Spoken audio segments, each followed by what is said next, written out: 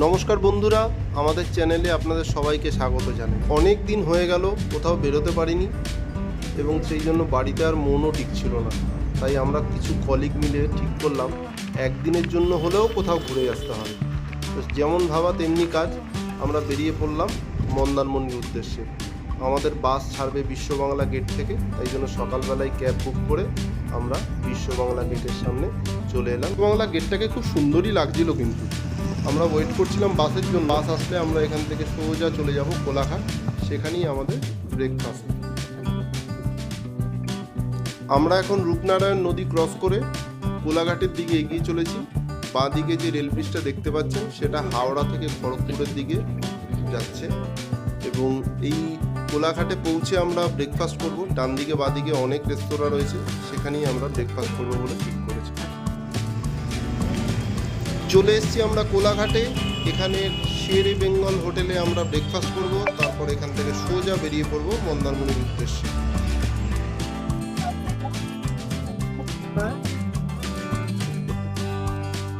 এখন পিছাবনি নদীর ওপর দিয়ে শওলা ব্রিজ ধরে এগিয়ে চলেছি মন্দারমণির উদ্দেশ্যে। এই রাস্তাটি নতুন হয়েছে, যেখানে কাথি থেকে মন্দারমণি পর্যন্ত দূরত্ব 5 কিলোমিটার কম পড়ে।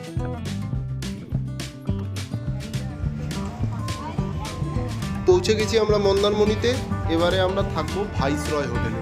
আমরা অলরেডি হোটেলে পৌঁছে গেছি। হোটেলের পক্ষ থেকে আমাদের সবাইকে ওয়েলকাম জানানো হলো। আমরা এরপরে রুম ট্যুরটাও দেবো আপনাদেরকে।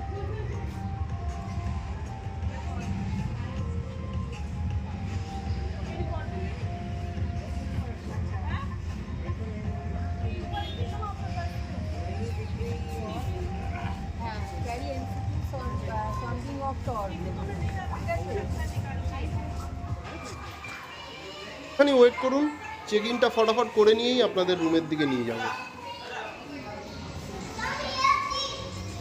আমরা এখন ঘরে ঢুকতে চলেছি, দেখা যাক। লনটা খুব সুন্দর। আমরা ছিলাম ভাইসরয় রিসর্টের এক্সিকিউটিভ রুমে।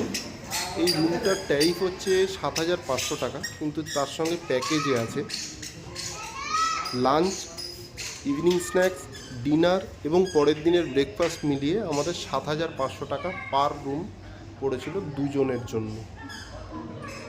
খুব সুন্দর রুম, দেখেই পছন্দ হয়ে যাওয়ার মতো।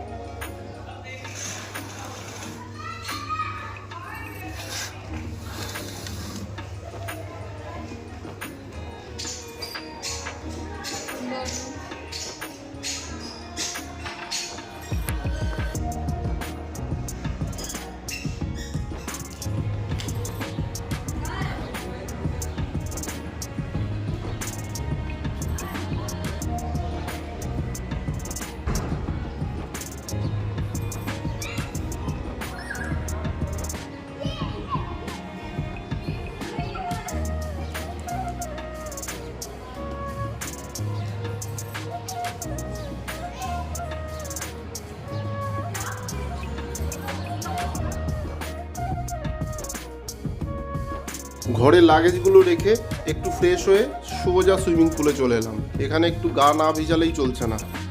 এই যা প্রচণ্ড গরম, তাতে এই সুইমিং পুল দেখে আর নিজেকে সামলে রাখতে পারছিলাম না। চলে এসেছি আমরা সমুদ্রের সামনে। মন্দারমণি সমুদ্র সৈকত সত্যিই সুন্দর। এখন সূর্যাস্ত প্রায় হওয়ার সময় চলে এসছে। অপরূপ সুন্দর লাগছে সমুদ্র সৈকত।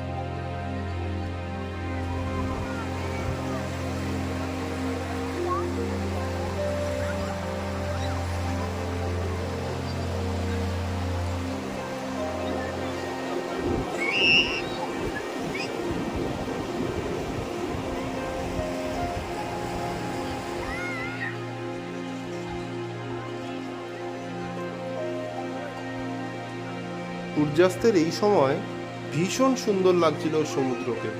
মনে হচ্ছিল মন থেকে গেয়েই উঠি, সাগর কিনারে দিল ये पुकारे तू जो नहीं तो मेरा कोई नहीं है। সাগর কিনারে। এই 13 কিলোমিটার লম্বা সি বিচ কিন্তু সত্যিই খুব সুন্দর। আমাদের এখানে গোয়া নেই বা কোভালামও নেই, কিন্তু মন্দারমণির বিচ কিন্তু সত্যি পশ্চিমবঙ্গের গোয়া বা কোয়ালাম বিচের থেকে কিছু কম নয়। অপূর্ব সুন্দর তার দৃশ্য, এবং সূর্যাস্তের আলোয় সমুদ্রের রং যেভাবে চেঞ্জ হয়, সত্যি সেটা দেখার মতো।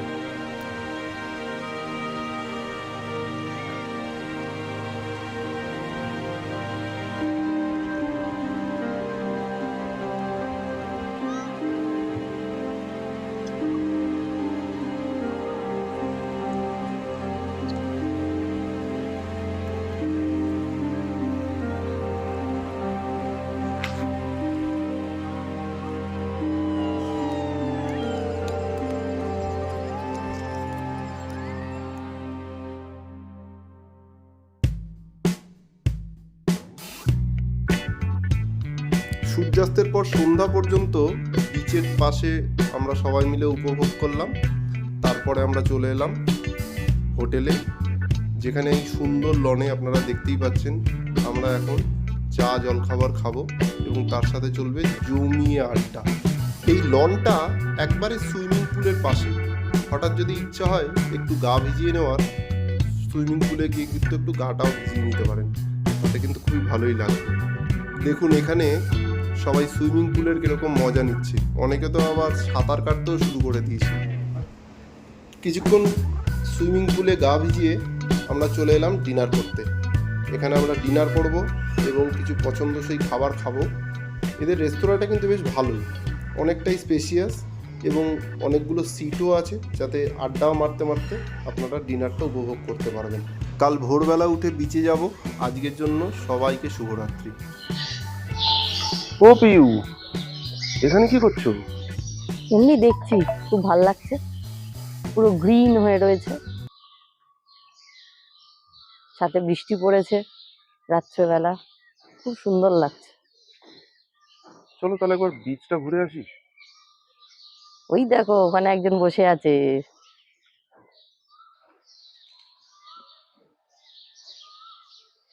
যা উঠে গেল।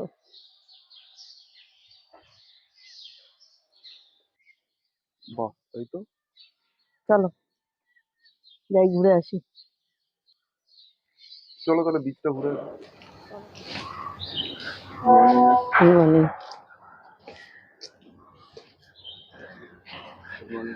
Good morning.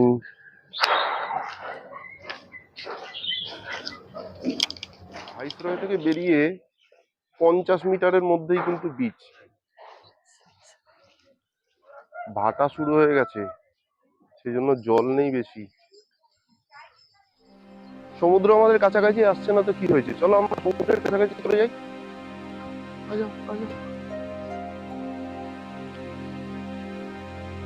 চলো তাই যাই তাহলে। কালকে বৃষ্টি হয়ে খুব মেঘ হয়ে আছে দেখছি। জেলেরা মাছ ধরে এনেছে।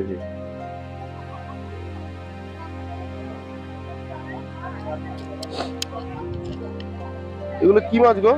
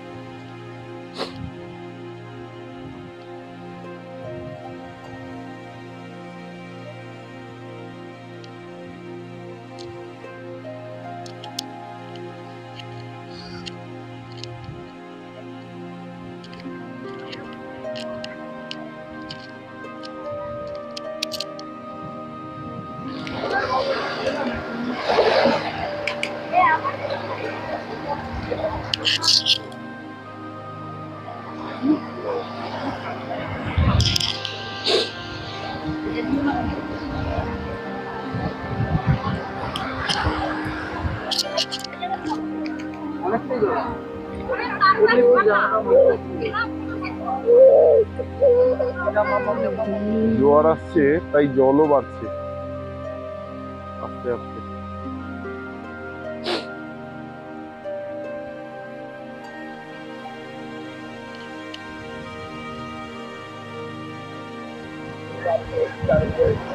দারুণ লাগছে কিন্তু না মর্নিং ভিউটা, হ্যাঁ, অপূর্ব সুন্দর। হাওয়াটাও বেশ ঠান্ডা ঠান্ডা রয়েছে, রোদটা ওঠেনি, মেঘলা হয়ে রয়েছে,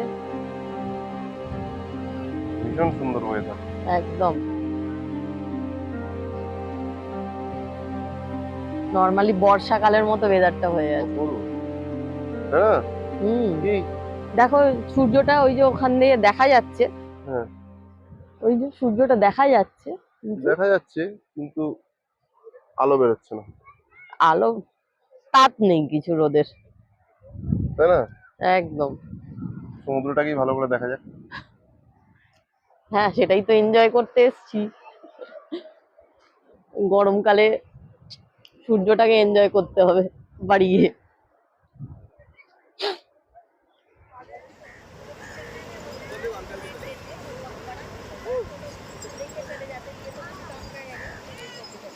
ভোরবেলা সমুদ্রকে উপভোগ করার সাথে সাথে একটু ঘোড়ায় চড়াও উপভোগ করে নিতে পারেন, কিন্তু বাচ্চা থাকলে তো কথাই নেই, তারা খুবই পছন্দ করবে ঘোড়ায় চড়া।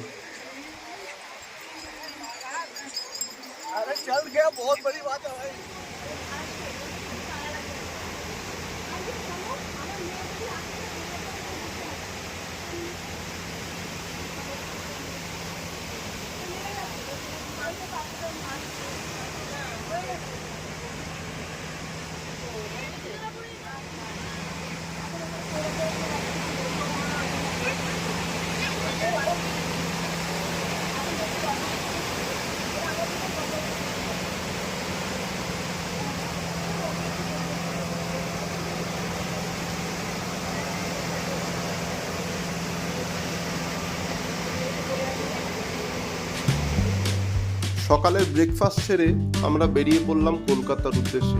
একটা দিন যে কিভাবে কেটে গেল বুঝতেই পারলাম না। আমাদের মন্দারমণি ট্রিপ এখানেই শেষ করছি।